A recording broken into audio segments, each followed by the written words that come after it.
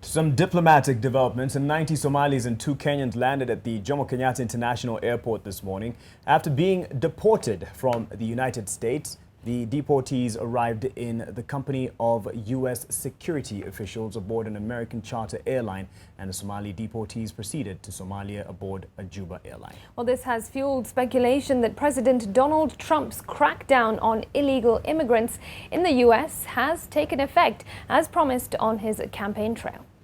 I, Donald John Trump. 5 days into his first term in office, and President Donald Trump has hit the ground running by implementing some of his controversial campaign pledges. During his campaign, Trump had vowed to kick out illegal immigrants and immigrants with criminal records soon as he got into office. With the arrival of 90 Somalis and 2 Kenyan deportees, this is seen as the beginning of that process. According to airport security officials, the deportees arrived aboard Omni, an American charter airline, complete with security officers. The security officers are said to have accompanied the 90 Somalis to Mogadishu at 3 p.m.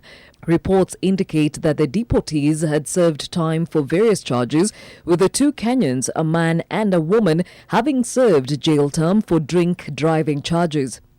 Earlier on, President Trump tweeted, "Big day planned on national security tomorrow. Among many other things, we build the wall," in reference to his vow to build a wall on the border between the U.S. and Mexico.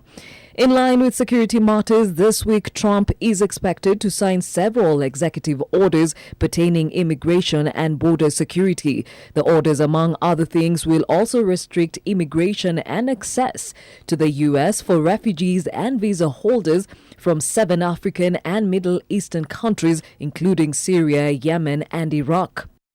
Just this week alone, President Trump has signed 10 executive orders, among them revoking federal funding to NGOs that perform or promote abortions.